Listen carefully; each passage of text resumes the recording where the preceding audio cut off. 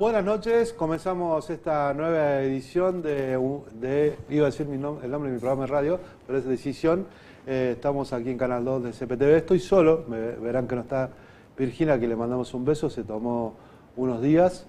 Y estamos aquí para seguir la continuidad de este programa que analiza la política nacional, provincial, local y hasta veces internacional cuando el tema lo merita.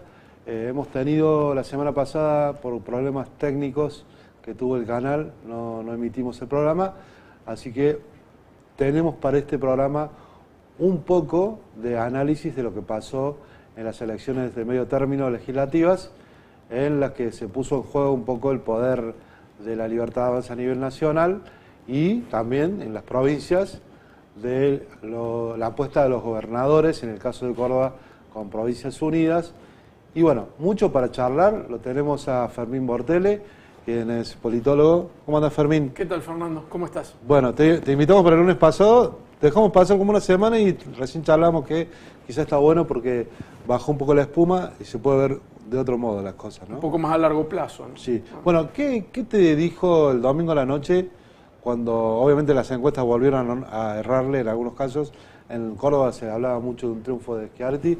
Realmente la diferencia fue importante a favor de la lista de Milei, que ni siquiera sabemos, obviamente sabemos los nombres, pero son nombres que no tienen mucha relevancia hasta que ganaron la elección del domingo porque estaban con la lista de Milei, ¿no? Hay que decirlo así, ¿no? Bueno, porque el candidato era Milei. Claro, era Milei. ¿No? Había nacionalizado ahí la campaña, digamos. Había un candidato, pero por detrás era la experiencia de estos 2 años, ¿no? En una línea de o tiramos todo a la basura, que fue, me parece, significativo, o avanzamos hacia esta línea que ellos han planteado. La elección ha tenido una contundencia en los resultados que puede hacernos pensar que ha nacido dentro del cambio que se operó en 2023, ha nacido una nueva sensibilidad política, una nueva organización, vamos a ver qué forma le da esto, que es la Libertad Avanza, reuniendo el voto de la derecha, la centroderecha, la extrema derecha, ¿no? En ese sentido, si estos comicios tenían como particularidad corroborar aquella elección de 2023, en algún sentido han solidificado el planteo político de una derecha que hoy termina fagocitando a todos los sectores afines, ¿no? En este sentido, la victoria de Karina Milei tratando de imponer una línea de puros, ¿no? Donde por detrás, como te decía recién, estaba sobre todo Milei y jugándose una nacionalización en una campaña muy importante. Que le había ido mal en las legislativas de Buenos Aires. Nacionalizarla le fue mal, sí. Y como que apostó nuevamente. Sí, porque no había recursos propios, digamos, los candidatos eran prácticamente desconocidos y porque lo que se apuntaba era la nacionalización a partir de un programa que Milei sostiene y que lo va a seguir sosteniendo, en este caso también con un importante apoyo que ha tenido desde el gobierno de Estados Unidos, inédito en la historia argentina, inédito, y que indudablemente marcó también un elemento importante al momento de la decisión, ¿no? Cuando uno testeaba, sobre todo en los sectores más jóvenes, que quizás tienen menos información, hay menos análisis histórico, decían, bueno, pero está bien que Estados Unidos, ¿no? nos apoye, sin pensar demasiado en qué costo o qué consecuencias tiene ese tipo de apoyaturas. Entonces, el impacto fue doble porque claramente ni el propio gobierno esperaba semejante resultado. Y lo otro es el resultado efectivo que esto tiene en la traducción de bancas en el Congreso, ¿no? Entonces acá tenés un sistema político hiperpresidencialista con una realidad parlamentaria. La realidad de los sistemas parlamentarios es que hay un Congreso con una fragmentación por lo menos de 3, 4 partes importantes, donde ninguno tiene la posibilidad de imponer ni siquiera quórum propio para iniciar una sesión en Cámara de Diputados. Entonces la lógica que se impone de aquí en más y a partir de estos 2 años es la de, bueno, negociar y consensuar entre distintos sectores. No es casual el discurso de Milei la propia noche de la victoria, donde asumió una moderación realmente desconocida, y tampoco la inmediata reunión con gobernadores, ¿no? Esta creación del propio Milei, digamos, Provincias Unidas en algún sentido es una creación de Milei en la medida en que, bueno, que tienen Ignacio Torres de Chubut, Puyaro de Santa Fe o Yarlora Schiaretti en Córdoba en común? ¿Qué tienen en común? Y en realidad los une el espanto, como decía Borges, ¿no? Los unió el espanto y la posibilidad de generar ahí una alternativa que evidentemente terminó en un fracaso rotundo. Entonces, la reunión con los gobernadores, a posteriori, de alguna manera es reconocer que hay que negociar ahí con los varones provinciales para poder sacar algunas reformas que el gobierno considera fundamentales. En ese sentido, el fracaso de una tercera alternativa, que no es otra cosa, por lo menos en mi lectura, la desaparición del centro político en Occidente, ¿no? La política en Occidente gira entre extremos. Esto pasa en Estados Unidos, pasa en Italia. Francia es la culminación hoy también de una realidad de este tipo, ¿no? Un gobierno prisionero, en el caso francés, de dos extremos. Entonces hay, digamos, allí se abre un nuevo tiempo con un espacio de derechas organizado y fuerte y un espacio opositor absolutamente fragmentado, inconsistente y que me parece que ha perdido la elección, digo, pensando en esta diferencia en Buenos Aires entre la primera y segunda elección, en una incapacidad, me parece a mí, para leer los partidos tradicionales, el profundo cambio social que la Argentina y Occidente están viviendo en torno a las transformaciones sociales que tienen repercusión con la política. La prácticamente desaparición de la Unión Cívica Radical, ¿no? Ha quedado con 3 bancas, hitos inéditos, o la fabulosa derrota que sufre el PRO, ¿no? Con 21 diputados menos en la Cámara, siendo que era un partido relativamente nuevo, digo, para comparar un partido tradicional y otro más cercano en el tiempo. Me parece que ahí hay toda una lectura para hacer.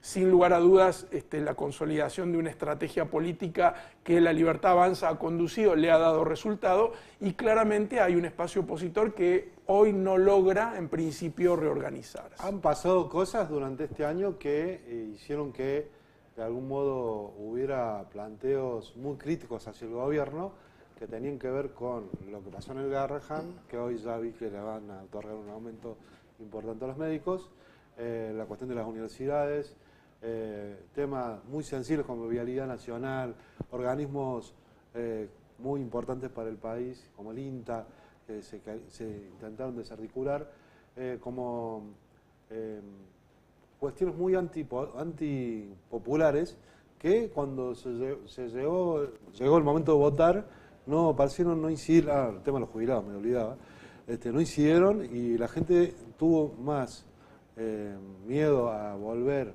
a la inflación del último kirchnerismo que a lo que pueda pasar de aquí a 2 años con este gobierno, ¿no? Sí, ese es un argumento. El otro argumento que a mí me parece que es importante tener en cuenta es que quienes han defendido las políticas estatales, las políticas pro derechos, digamos, estamos hablando de jubilados, universidades, discapacitados, sanidad pública, atención a las capacidades diferentes, toda esa protección estatal en realidad era muy defectuosa, es muy defectuosa, no es buena, y ha planteado una revisión, sobre todo en las nuevas generaciones, de cómo se ve la interferencia o la importancia que el Estado pueda tener en estas cuestiones. Se ha reconfigurado la relación Estado-sociedad en sociedades que son más individualistas, sobre todo las nuevas generaciones, ¿no? Más de un millón de nuevos votantes en las últimas elecciones, que son los jovencitos que han vivido y nacido en la Argentina de la recesión, de la inflación constante y de un Estado que no ha dado respuestas en términos de asegurar esos derechos, ¿no? Como dice Semán, un Estado que hace mímica, Claro. como que, pero que en realidad en la práctica es bastante defectuoso. Si a eso le sumamos sociedades individualistas, las transformaciones de las economías de las plataformas y demás, tenemos ahí una nueva realidad que está incidiendo en los votantes y que claramente no se está leyendo y que en un contexto hiperinflacionario o de inflación hace que en definitiva se busque necesariamente la estabilidad. ¿Se vota siempre el bolsillo o el bolsillo es una de las cosas más importantes? Es una de las grandes discusiones en ciencia política. Por eso ¿Qué es lo que determina, qué es lo que determina el voto? Bueno, depende de las épocas, ¿no? En los últimos tiempos, claramente, y más en países con absoluta inestabilidad o creciente inflación, el elemento económico es un elemento importante, un ingrediente fundamental del voto. El otro es el miedo. Claro. El otro es el miedo. Cualquier teoría política hoy que uno pueda leer, inclusive los clásicos, analizan el factor miedo en la decisión política, claro, claramente. Esto o lo malo, ¿no? O frenamos esto o tiramos a la basura esto, digamos, para plantearlo en los extremos de la última campaña, ¿no? O el miedo a que venga fulano o fulana, ¿no? Y entonces eso tiene un factor también importante. Lo que pasó en Buenos Aires es muy fuerte porque no fue una campaña, se descubrió, se detectó que eso que se decía de Espert, el candidato más importante, el primer candidato que tenía la Libertad Avanza en la lista de diputados nacionales, era cierto. Había tenido vínculos con un acusado de ser narco, Fred Machado, que en estos días está por ser extraditado aparentemente. Hasta ese extremo se llegó y no hubo forma de mover, incluso le salió mucho mejor de lo que se pensaba, ¿no? La pregunta que yo me hago y que estaría bueno pensar es si realmente este tipo de situaciones realmente modifican el electorado. Yo me acuerdo la elección de Defensor del Pueblo en Carlos Paz, donde días antes se mostró un video donde uno de los candidatos aparecía, el candidato a la reelección aparecía en una situación determinada y en realidad no modificó demasiado. No. Y lo de Espert, que yo creo que es un hecho muy delicado porque marca ahí un inicio de algunas cuestiones en la Argentina, que es la relación entre la política y el narco, ¿no? Entonces, esto que podría haber sido un verdadero escándalo no tuvo ninguna incidencia. Es más, la casi risueña campaña, como se acomodó, digamos, si votás al pelado estás votando al colorado, ese tipo de triquiñuelas inclusive que podían dar la pauta de una absoluta desintegración de cualquier propuesta política días antes de la elección, en realidad no tuvo ningún efecto, todo lo contrario. Ahí hubo factores de otra naturaleza, yo vuelvo a insistir en el elemento miedo, quizá dentro del peronismo las cosas también estaban no del todo claros, el candidato no era muy potable, digamos, había sido un candidato de consenso, y así podríamos seguir, ¿no? Si también pensamos, claro. Pero en Carlos Paz, en Córdoba, tenemos a Schiaretti, el tipo que tiene mejor imagen pública, creo que de todos los que están, o que estuvieron incluso, que se fue con muy buena imagen, pero obviamente la gente vio otra cosa, sabía que votaba otra cosa quizás. Sí, me parece que sí. Me parece que el peronismo de Córdoba cree que tiene lo que se dice vulgarmente la vaca atada. Ahí está. ¿No? Me parece que están creyendo y confiados de que esto iba a ser así. Indudablemente pusieron el mejor candidato. Schiaretti tiene buena imagen ante la sociedad cordobesa, pero lo que se jugaba era otra cosa. Y Schiaretti estaba jugando un partido que en realidad en la sociedad argentina en términos electorales no rinde cuenta, que es la creación de una alternativa, ¿no? Una tercera vía, ¿no? La vía del medio, la ancha avenida del medio. Sí, de hecho nunca le fue muy bien que nunca funcionó en Argentina, menos en la política hoy en el mundo, donde está funcionando en términos de extremos, como te decía, y con un peronismo en Córdoba que le salió sin quererlo o queriéndolo, ¿no? Una astilla del propio palo, que es la candidatura de Natalia de la Sota, ¿no? Ahí eso también restó, si bien no hubiera alcanzado en términos de la sumatoria global, no dejó de marcar también alguna sensibilidad disruptiva de lo que es un peronismo de Córdoba, que tiene en la provincia de Córdoba todavía algunos asuntos que no están bien, digamos, la educación, la salud, la seguridad, son temas que en Córdoba todavía se está como surfeando, ¿no? Y si a eso le sumamos, digamos, esta alianza con otros gobernadores en el marco de lo que se llamó Provincias Unidas, un sello que algunos politólogos dicen no es demasiado consistente, bueno, teníamos ahí el resultado, ¿no? En una provincia donde los sectores conservadores son muy fuertes, los sectores radicales son muy fuertes, el voto estuvo ahí a Roca, ¿no? Entonces también tener en cuenta ese detalle. El no peronismo o el antiperonismo sociológico está presente siempre. Así como no es posible pensar la política sin el peronismo, es imposible no pensarla sin el antiperonismo, o por lo menos esa sensibilidad no peronista, ¿no? El rol de Cristina, que fue, me parece, altamente disruptivo también en este sentido. ¿Cuánto tiempo hace que analizás la política? ¿Desde qué edad más o menos? No te quiero preguntar la edad. 15 años que me empecé a interesar en esto, después estudié y... Cuando tenías 15. Sí, más o menos. Bien. ¿Pensaste alguna vez que iba a pasar lo que nos pasa hoy con algunas candidaturas, la forma en que se expresa la política? sobre todo en Buenos Aires, ¿no? Se nota, acá también tenemos una candidata bastante particular en la Libertad Avanza, que era una exmodelo. La democracia te dice que cualquier ciudadano puede gobernar, que cualquier ciudadano puede ser gobernante un día, el viejo mito fundacional de la democracia. La complejidad de los sistemas políticos hoy requiere gente con algún nivel de formación. No estoy diciendo que deben gobernar los tecnócratas, no. Pero tiene que haber algún tipo de formación y de práctica en estas cuestiones. La prueba está que Milei ha tenido que recurrir a la casta, a lo que él criticaba, ¿no? Sí, sí. A los efectos de sostener hoy una propuesta política. Si yo lo imaginaba, la verdad no lo imaginaba, y mucho menos después del 83, donde ya uno tenía otro tipo de actividad también más vinculada a los estudios. Sin duda las sociedades se transforman y si la política no lee eso, entonces no va a haber resultados positivos en ningún caso. En el caso de Punilla volvió, y Carlos Paz, bueno, esto llega todo Punilla también a partes de Córdoba, pero fue notorio nuevamente el triunfo de esta postura de la centro-derecha o de la derecha incluso extrema en este caso. En Carlos Paz superó el 50%, y en el resto Punilla el 40 y pico, largo. ¿Cómo ves eso? Es parte del electorado cordobés tradicional.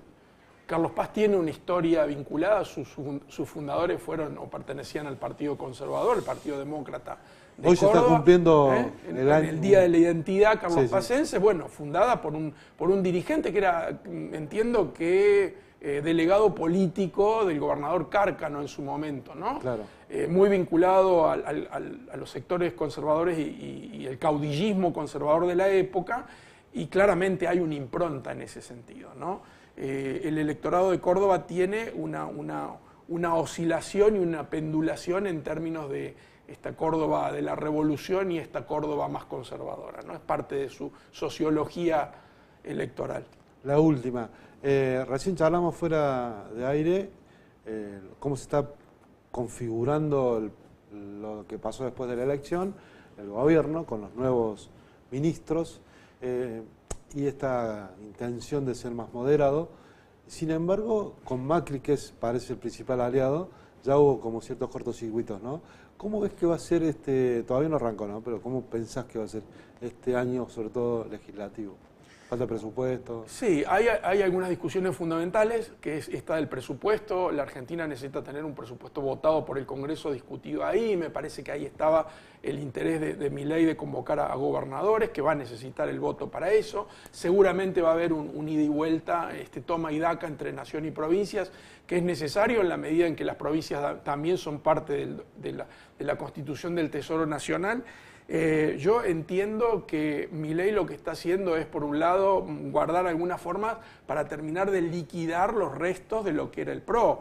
En el momento en que comían milanesas, ¿no? Se estaban pasando por iniciativa... Con Macri, claro. Se estaban pasando por iniciativa de Bullrich, diputados directamente a la Libertad Avanza. Hay una licuación de poder ahí que es muy interesante de seguir. Yo creo que hoy, consolidado por ese lado, y seguramente, digamos, en los tiempos que vienen, este destrato no deja de ser parte de la genética de la Libertad Avanza, pero va a haber que verlo también en el marco de la propia interna de la Libertad Avanza. Porque ahí está Karina, Caputo, bueno, estos varones que mueven fichas también al interno. Muchas gracias, Fermín. Gracias a vos. Bien, vamos a un pequeño corte y volvemos enseguida.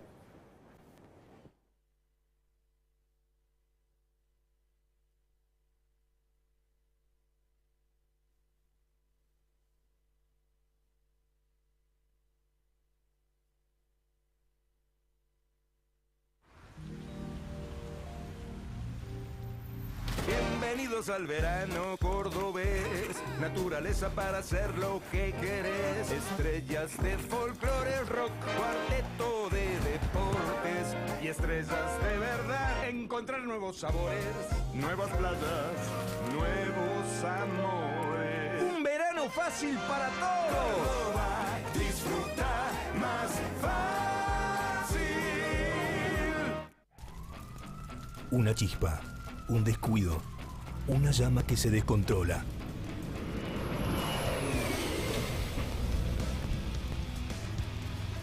El fuego no avisa, pero casi siempre se puede evitar. El 99% de los incendios son causados por el hombre.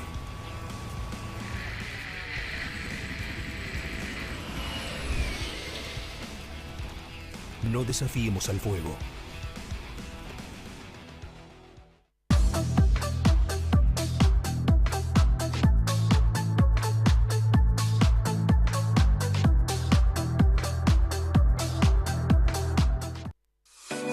Vecinos, hay un nuevo plan de pagos. Del 1 al 31 de octubre, obtenés un 90% de quita de intereses abonando tus tasas adeudadas, tales como inmuebles, automotores, obras privadas, agua y cloacas, industria y comercio o cementerio.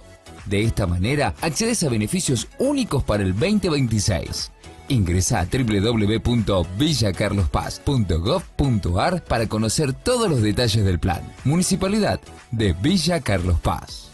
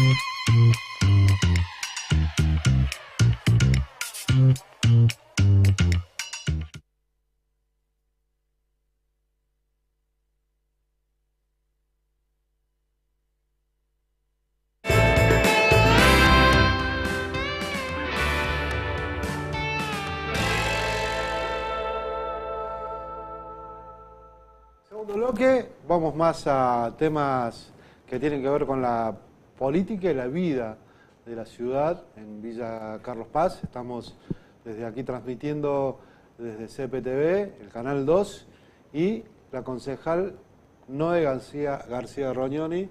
¿Qué sos? ¿Pro? ¿Cómo se llama tu bloque? Yo soy del PRO. El PRO, bloque del PRO. Del PRO. Sí, sí, porque hubo, vamos a decir, era un bloque de 4, se disolvió ese bloque, quedaste con un unipersonal. Sí, quedó dividido. Fernando Revelo también quedó dividido, unipersonal, Noé, y bueno, la otra parte quedó en la otra parte. Bien.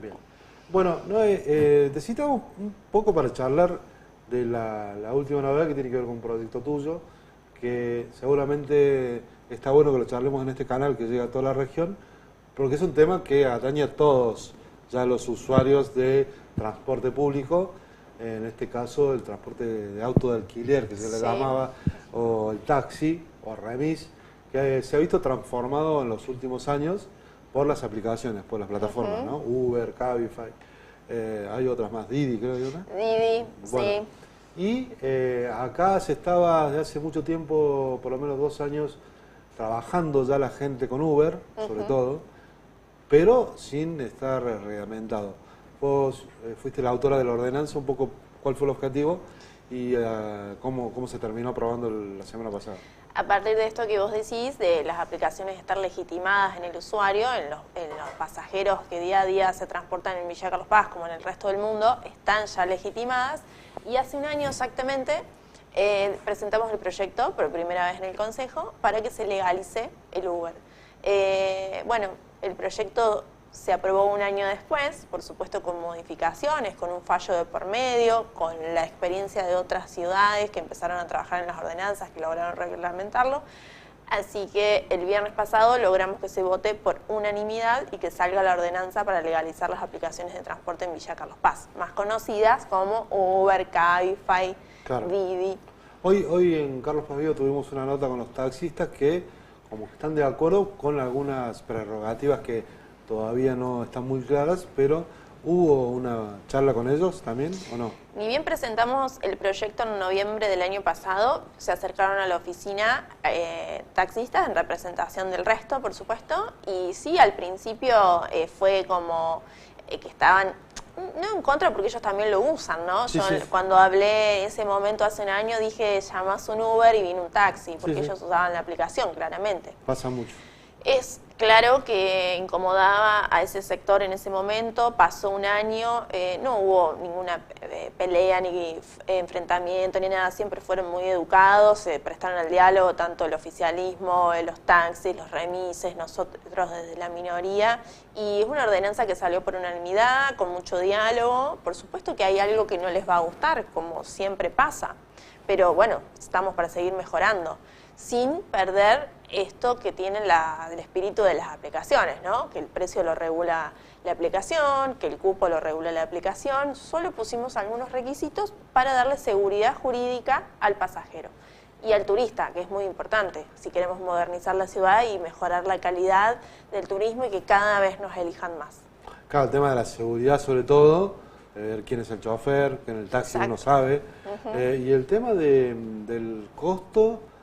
No, el otro tema era que vi como interesante es que algo que hoy no sucede, que los choferes deben ser de Carlos Paz en este caso, pero Sí. no pasa. ¿Cómo lo van a controlar? Nosotros dimos un paso más con ese requisito para proteger el trabajo local, más que nada por el tema de que durante la temporada vienen muchos, ni siquiera de las localidades cercanas, sino vienen ya de otros lados a trabajar, porque vienen, dejan la familia en el río, se hacen unas horitas en el Uber. Personalmente me tocó subirme Sí, a mí también. en el disco Sí, y sí. como El estaba en el Cosquín de- tema, le pregunto, no, soy de Buenos Aires, Ah, mira. me dice, me vine a cuidarle la casa a mi vieja Tanti y me vengo a hacer Uber a Carlos Paz por la temporada. Y bueno, nosotros también sabemos que el esfuerzo que hacen los taxistas para tener su auto, su conductor, ellos mismos trabajan horas y demás, y que es una tradición familiar, también es darle una ayuda a proteger el trabajo de los taxistas, de los remises y de los Ubers de Villa Carlos Paz, que hoy les está ayudando en la economía familiar. Por eso nos pareció plasmarlo en la ordenanza. Sí, hay también mucha gente que a partir de la desocupación y bueno, lo están usando para laburar, ¿no? Sí, Para trabajar. es muy importante también, que lo dejé pasar, que viajan niños y adolescentes en el Claro. Uber. La aplicación te permite compartir el viaje al celular del papá o de la mamá o de algún adulto, entonces lo van controlando y van haciendo un seguimiento de su hijo o del niño o adolescente, es más que seguro. Y por supuesto también pedimos que no tengan antecedentes penales ni delitos contra la integridad sexual, que si bien Uber también lo pide, pero te da un plazo para presentarlo y vos podés manejar 15 días sin estar con esos certificados al día. El carnet también va a ser especial, ¿no? Sí, cambiamos la categoría del carnet de B1 a D1, que tiene que ser solicitada, emitida en Villa Carlos Paz, como lo dice la ley Claro, claro. nacional en realidad, donde vivís, ¿El D1 es para te sacás el profesionales? carnet. El D1 Es para profesionales sí. de volante, digamos. también. Bien. ¿Cómo está la relación con el oficialismo, Noé? Y, sobre todo después de lo que pasó con el bloque de ustedes, tu relación con tu partido, teniendo en cuenta también lo que pasó en la elección pasada. Pero primero vamos a lo local. Tu relación con el oficialismo. Por partes. Sí. Es muy cordial, sí, porque yo en el momento que me separo de ese bloque, yo planteé el diálogo, que ser cordiales, de lo mismo que nosotros exigimos, pedimos, que respeto lo tenemos que dar, y claramente hoy tenemos la muestra de lo que es el diálogo. Una ordenanza Claro. que yo sin el oficialismo no hubiera llegado a nada. No, justamente la pregunta... Pero no por eso estoy ahí. Te la construyo de otro modo porque en realidad es lo que quería preguntarte. hasta hace un tiempo había pocas ordenanzas de la oposición presentadas por los concejales opositores que llegaran inclusive a ser tratadas. En este caso fue tratada, fue consensuada en comisión, imagino, y luego con algunos retoques se la aprobó. Exacto. Así fue. La realidad es que nosotros presentamos el proyecto, por supuesto, nada sobre tablas, rechazado, o sea, no rechazado, pasó a comisión. Y seguimos insistiendo. La realidad es que había que sancionarlo. Y la realidad también es que ellos podrían haber sancionado otra ordenanza o hacer una nueva, lo que sea. Yo tuve la insistencia porque creo que me puse muy insistente con esto. Y también hemos mandado un memo para que se trate nuestro punto 88, que ya sea llamado comisión. Así era, los últimos 2 meses fueron todos los días escribir a uno, al otro, charlar también, abrir el diálogo con la autoridad de aplicación, porque no podíamos nosotros legislar algo que la autoridad de aplicación le sea inviable luego llevarlo a la práctica. Y bueno, lo tuvimos que hacer. ¿Hay algunos otros cambios que vas avisorando, mirando, que tienen que ver con esto de las nuevas tecnologías, que haya que pensar? No sé, el tema de pedidos ya o las aplicaciones de mensajería o de, ¿cómo se llaman los motitos? O las bicis, ¿no? Eso está regulado. Y hoy por hoy no hay... Conserjería. No tenemos una ordenanza que regule pedidos ya. La realidad es que me parece a veces mucho que pierdan el espíritu de esto de las aplicaciones y yo por el momento creo que así funcionan bien. Del momento que se empiece a ir de tema, por así decirlo, sí, de mambo, vamos a decirlo. Va a hacer falta. No soy de la idea de regular por regular. Hoy veo que la gente labura, que es un complemento, que es un extra para ellos, que salen de laburar muchos empleados municipales y se hacen un extra en McDonald's. Hoy me contaba una persona, y digo, vos porque los conoces todos. Yo la verdad no lo sabía. Sí, no, él me dice. Y a veces es hasta para decir, laburo de Uber, laburo de pedido ya, y no soy de regular por regular. Bien. ¿Cómo viste el resultado electoral? Vos sos una mujer del PRO, de Macri.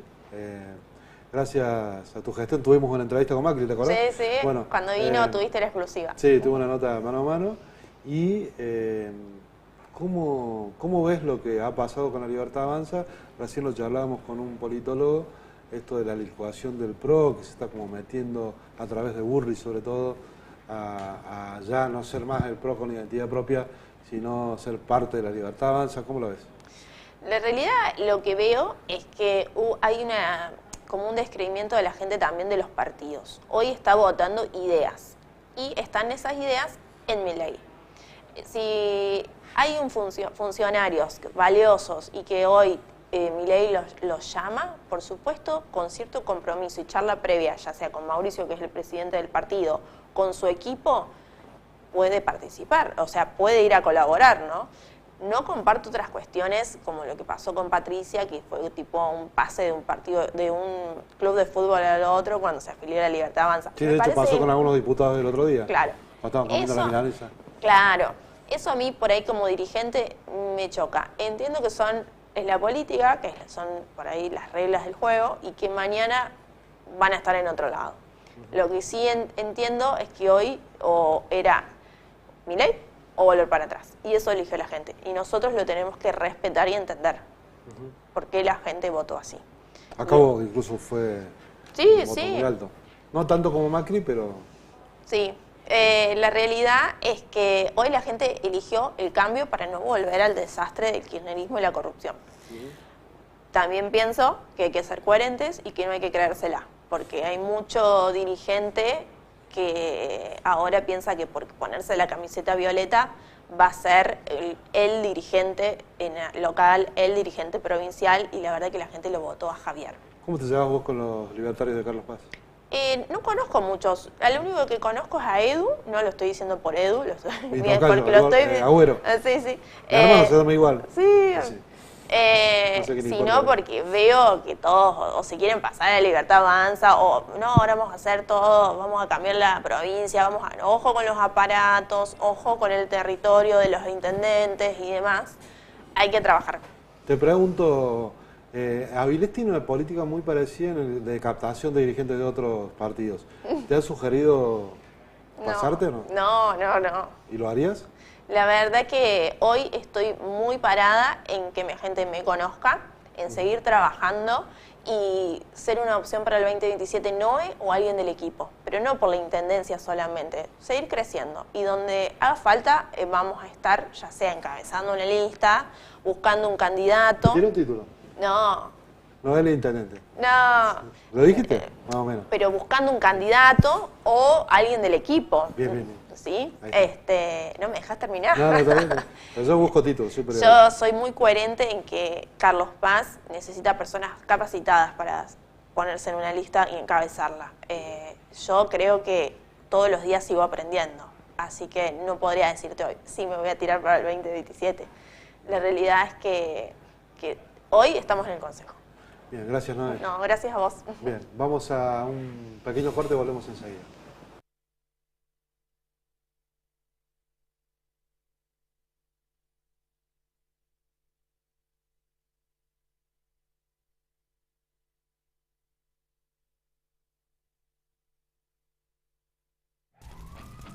Una chispa, un descuido, una llama que se descontrola.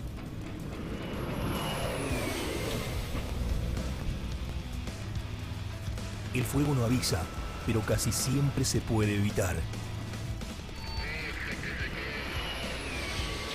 El 99% de los incendios son causados por el hombre.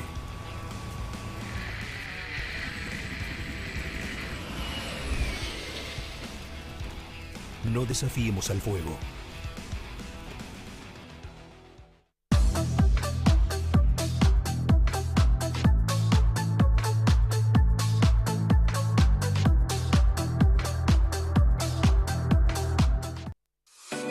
Vecinos, hay un nuevo plan de pagos. Del 1 al 31 de octubre, obtenés un 90% de quita de intereses abonando tus tasas adeudadas, tales como inmuebles, automotores, obras privadas, agua y cloacas, industria y comercio o cementerio.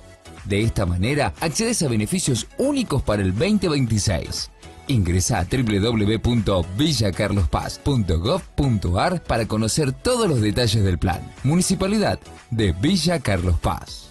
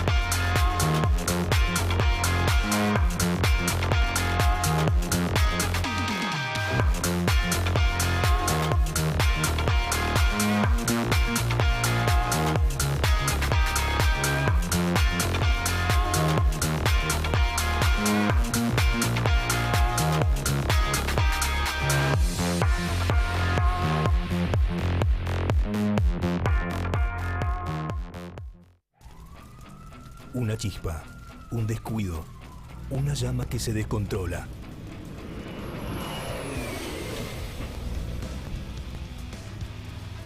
El fuego no avisa, pero casi siempre se puede evitar. El 99% de los incendios son causados por el hombre.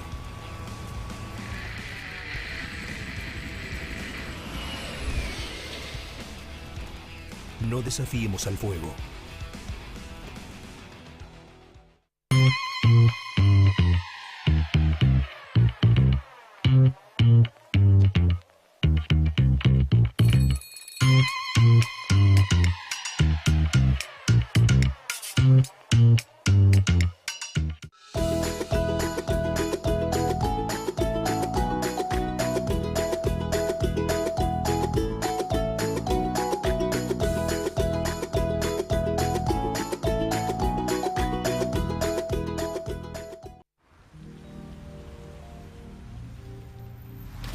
Bienvenidos al verano cordobés, naturaleza para hacer lo que querés. Estrellas de folclore, rock, cuarteto de deportes y estrellas de verdad. Encontrar nuevos sabores, nuevas playas, nuevos amores. Un verano fácil para todos. Córdoba, disfruta más fácil.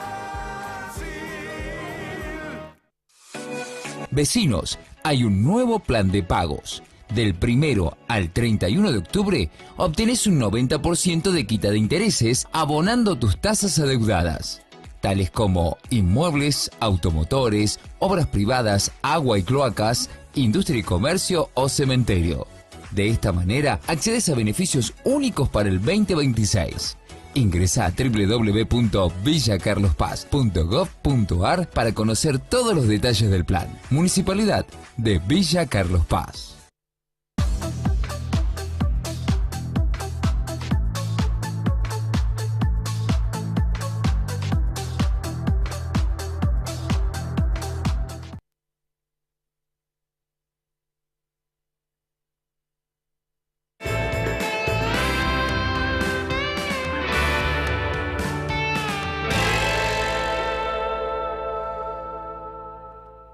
Último bloque de decisión. Estamos aquí en la última entrevista. Hoy tenemos todo piso. No está Virginia, pero trajimos 3 invitados. Y el tercero es Juan Lucero, secretario general. Secretario general. Mira, es como un gremio. Es como...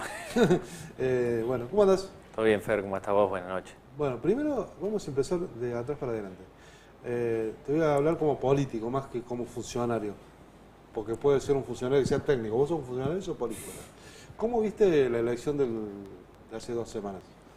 Mira, medio término. Son elecciones importantes, por lo que representa una elección de medio término, en donde cada una de las provincias busca su representación. Nosotros tenemos un sistema democrático en donde a través del Congreso se legitima la representación federal que tiene un país. O sea, es más que importante las diferentes representaciones que se tienen en el Congreso de la Nación, que representan la diversidad y la enorme diversidad que tenemos a lo largo y ancho de una Argentina bastante desigual, con una enorme concentración en Capital Federal, concentración tanto política como económica, que mientras se va alejando, desmembrando tanto económicamente, socialmente, que es la preocupación y creo que es el rol que tiene que cumplir nuestro Congreso.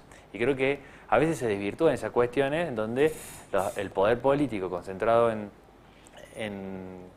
Capital Federal, claro, instala la agenda política a través de los medios hegemónicos que se tienen, y bueno, y la gente vota a raíz de esa cuestión, y creo que es difícil, y uno lo ve en las diferentes provincias, las expresiones locales como surcan la disyuntiva política que era, o volvemos atrás con el kirchnerismo, etcétera, etcétera, con todos sus condimentos, o se avanza con la propuesta del gobierno nacional. Entonces fue una elección totalmente nacionalizada en donde no había espacio para expresiones locales y no en esta cuestión electoral, que todas las elecciones nacionales que hemos vivido en el último tiempo tienen esa cuestión y los partidos políticos que no tenían una semblanza rígida nacional han quedado relegados electoralmente.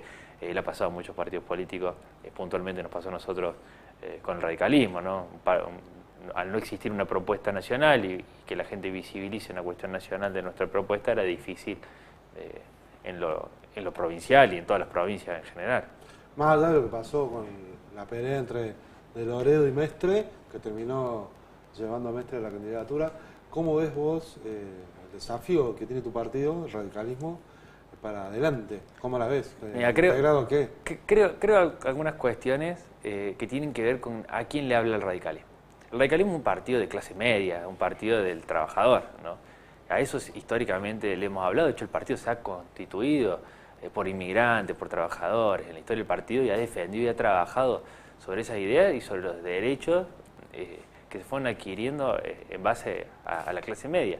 Y cuando uno le habla a los trabajadores, a esos sectores de la Argentina en particular, que le habla de la educación pública, de la importancia de la universidad como herramienta de ascenso social, como herramienta de inversión de los estados para con su población, para lograr tener una mejor calidad de vida.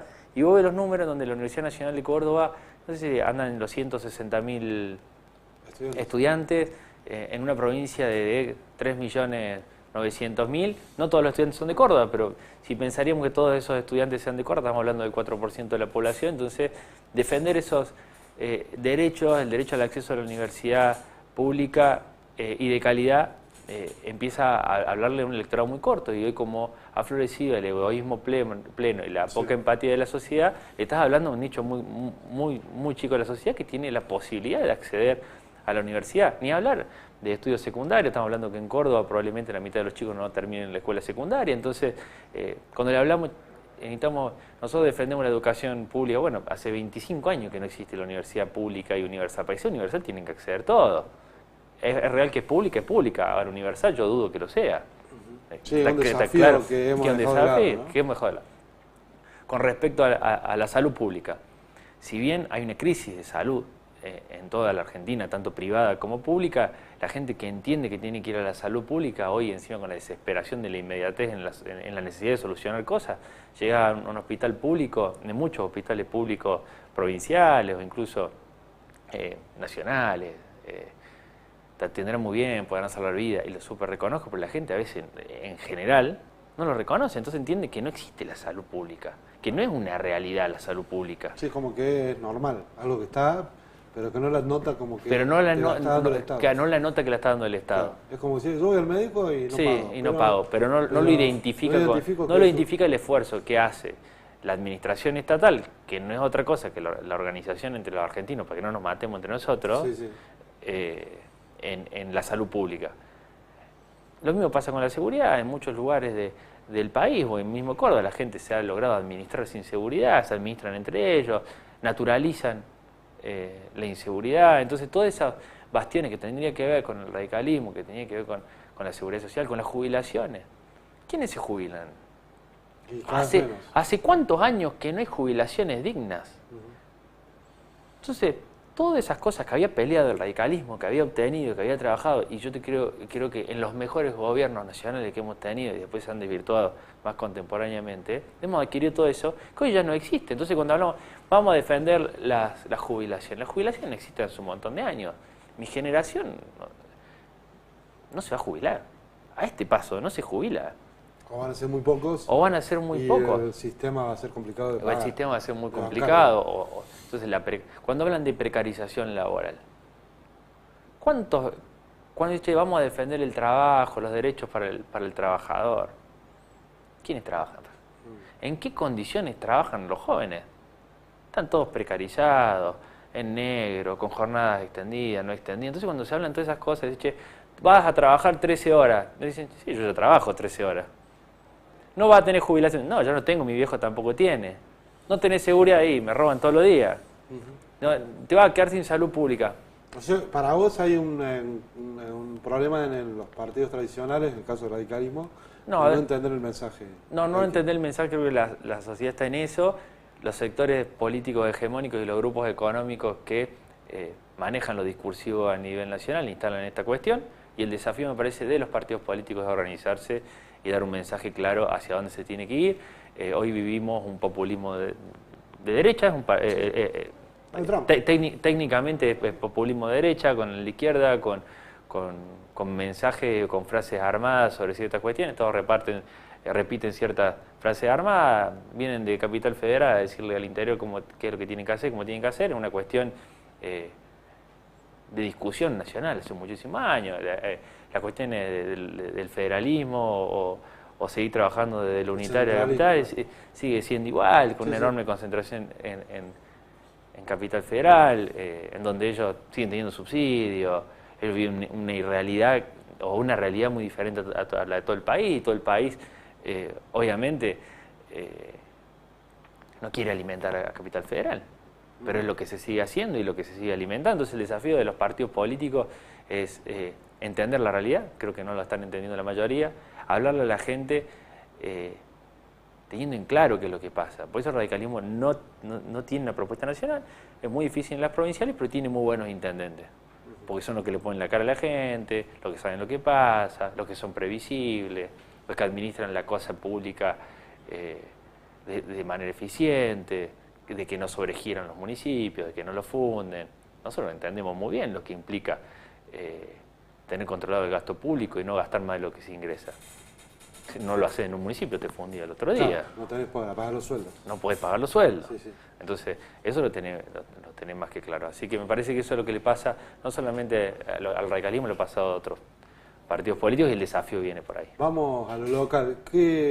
Los desafíos, ya que tenés esa palabra, que has tenido en el último tiempo tienen que ver con la seguridad? ¿Ha habido como una confrontación con la provincia? ¿Cómo la fuiste llevando? ¿Cómo está hoy?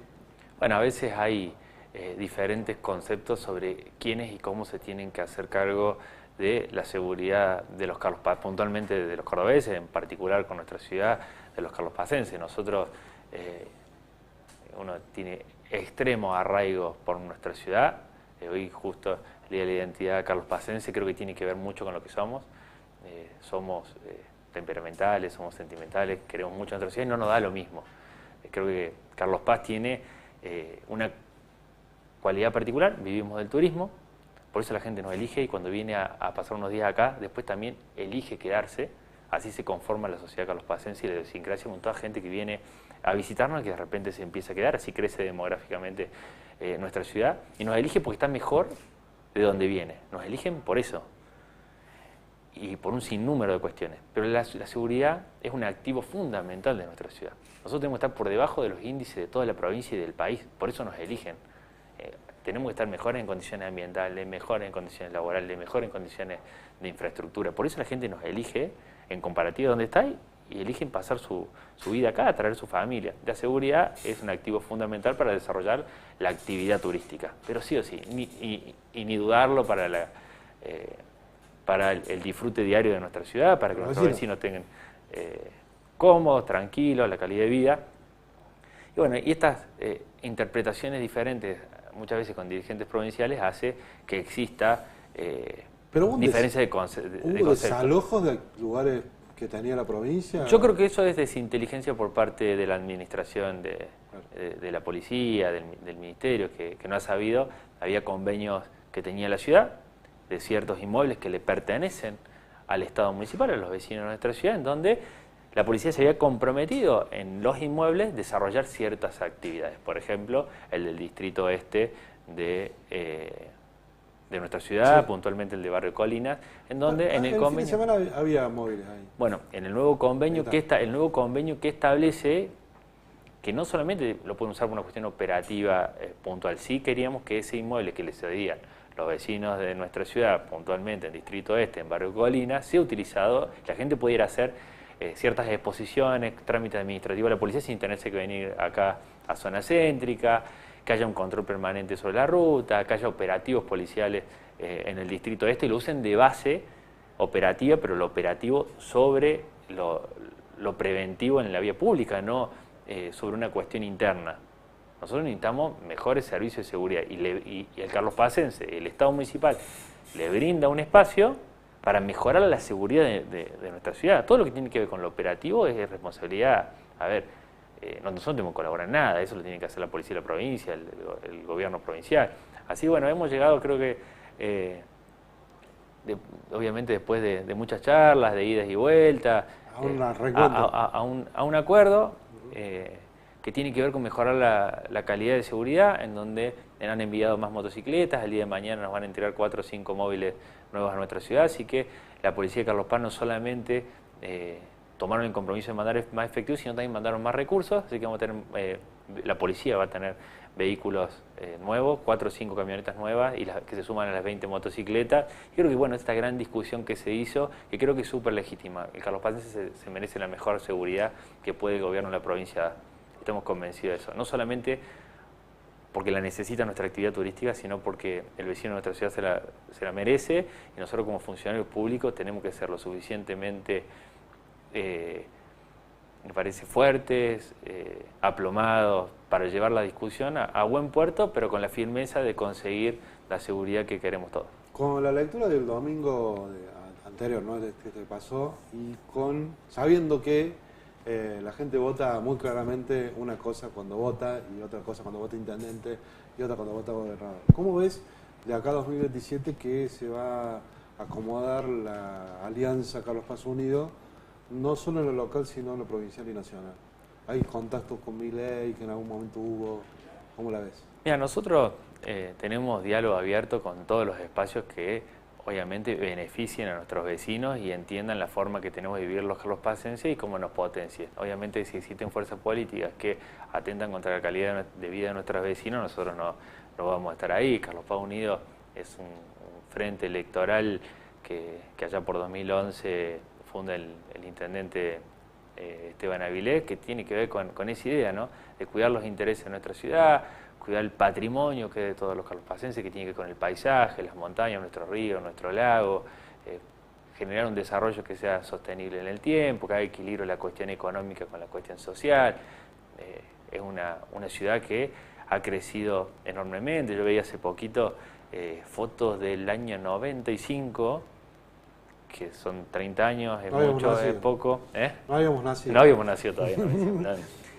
Año 95, que parece poquito, pero uno ve la zona céntrica, el puente de Casafú, la costanera. Un cambio total. Un cambio, pero total, parece total otra ciudad, en crecimiento enorme, que demanda una gestión continua. Tenemos, obviamente, un sector privado maravilloso en nuestra ciudad, pero que necesita siempre un criterio de orden para que ese desarrollo sea sostenible, no solamente en términos ambientales, sino sociales y económicos. Creo que eso hizo que sea una de las ciudades más lindas de la Argentina y crezca, pero terriblemente todos los meses. Hay un dato que yo siempre repito, que si bien por cuestiones vegetativas nuestra ciudad no crece, son más los que fallecen que los que nacen, y son muchos más los que fallecen que los que nacen, pero por cada uno que nace son 5 que vienen a vivir de afuera, que nos eligen. Y esa es nuestra identidad, nuestra forma de crecimiento, y es lo que tenemos que sostener en el tiempo, y la calidad, y a todos los que vienen, que tengan las reglas claras, tanto culturales, sociales, económicas, de cómo se desarrolla, de cómo nos respetamos entre nosotros y cómo cuidamos que esta ciudad siga siendo de las más lindas que tiene la Argentina. Bien, y en cuanto a los armados políticos, falta mucho. Y falta un montón, como te digo, se va a ir analizando seguramente cuáles son los contextos nacionales y provinciales, cuáles entienden que nos acompañan como ciudad, que nos siguen acompañando en el desarrollo, en la seguridad, en la salud, en la educación. Ahora en esta última, salvo en el caso tuyo que sos radical, el proyecto no se jugó por ningún candidato, ¿no? En la última elección legislativa. El proyecto Carlos Paz Unido. No optó por ninguno. No, la verdad que es un espacio amplio, como te digo. A veces tienen los diferentes dirigentes internos tienen diferentes cuestiones a nivel nacional, incluso a veces pasa a nivel local, a nivel provincial digo, pero eso no nos impide nunca ponernos de acuerdo, sentarnos en una mesa y proyectar las cuestiones básicas que tienen que ver con lo operativo, que tienen que ver con una mirada responsable de nuestra ciudad. La mayoría de los dirigentes lo tienen, ¿no? Y después obviamente están las libertades de sus proyecciones, de sus dirigentes nacionales. Bien. Gracias, Juan. No, gracias. Bueno, nosotros nos vamos a ver el martes que viene a las 20 aquí por Canal 2 de CPTV, así que nos vemos hasta el martes entonces.